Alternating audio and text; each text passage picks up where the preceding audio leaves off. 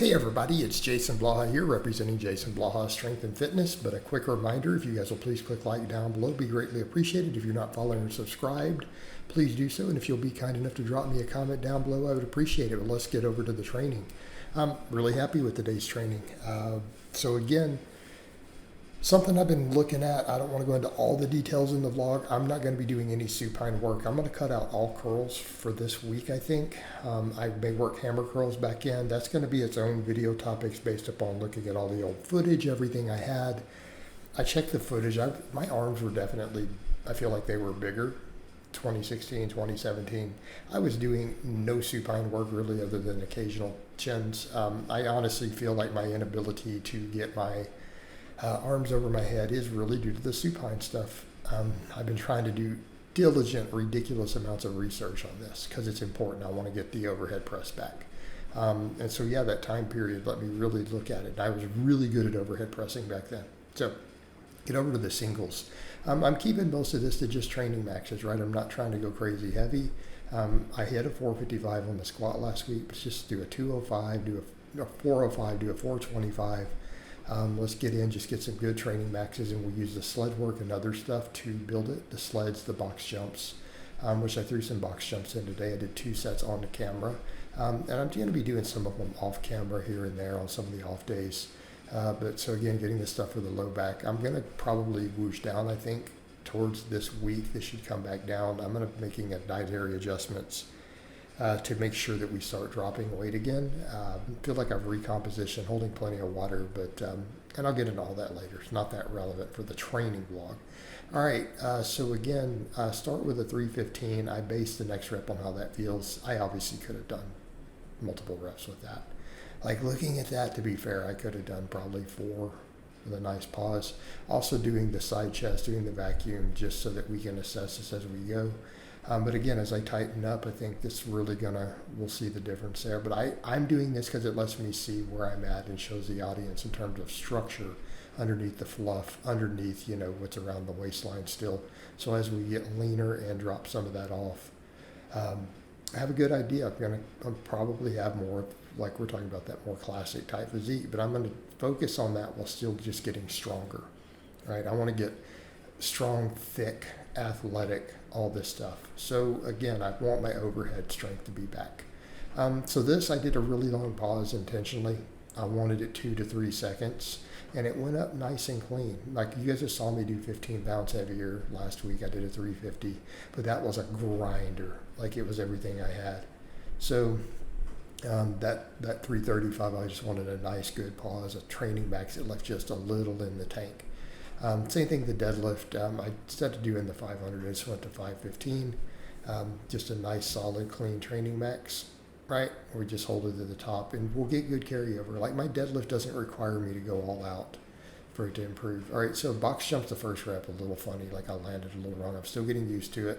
Had to step back down, and haters will hate, but that's okay. So box jumps.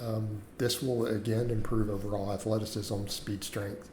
And this is stuff that we need, especially as we get older, right? Especially as we get older. This is something that's noted with masters athletes. You start losing speed, you lose explosiveness.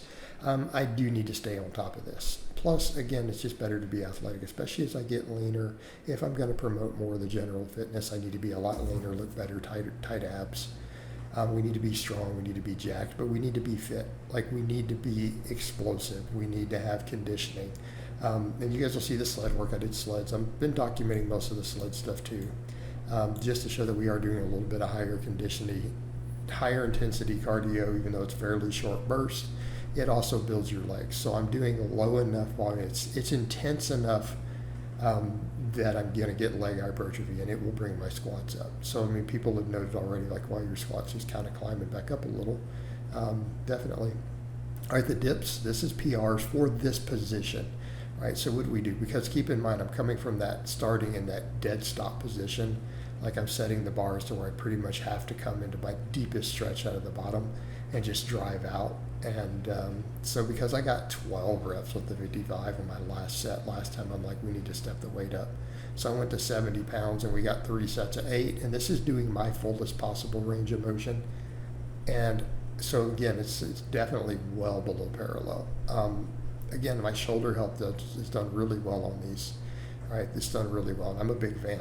But I am going to be working more pressing in, but it's going to be more incline and overhead work because I do feel that I need those angles.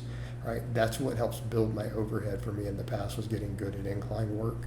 But I've got to get the range of motion. And like I said, I feel like I'm going to see if the biceps lose their inflammation, which they've had for years now. Like, it's never probably gone away because I keep doing tons of curls. I'm going to let it go away and see if some other people who've had the same problem are like, yeah, I could overhead press again almost instantly. So that'll be interesting. Because we notice on these dead hangs, right? So I'm doing the pull-ups.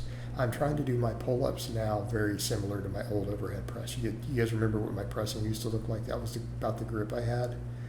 I used to strict press 225 all the time that way. I used to even push press it. I used to clean and push press it, right? That's the sort of grip I had.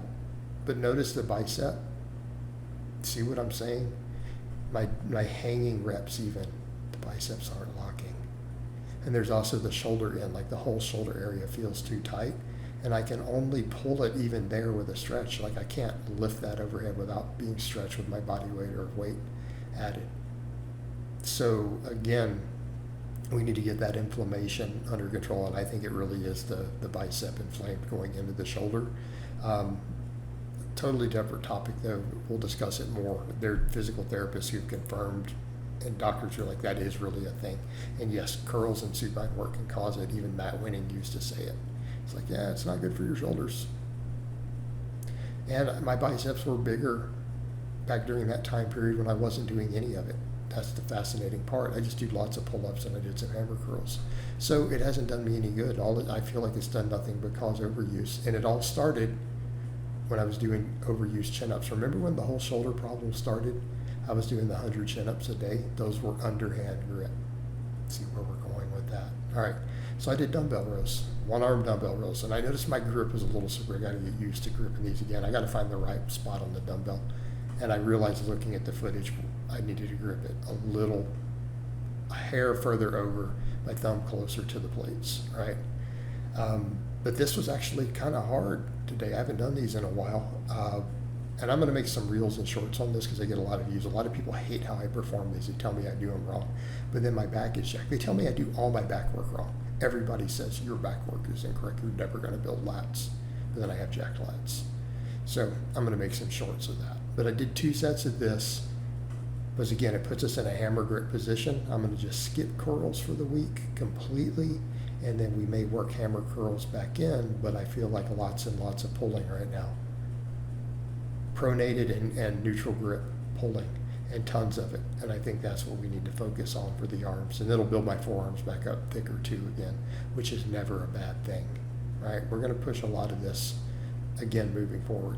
Very happy with today's workout though, so I hope it's been informative, and I'll talk to you guys and gals next time.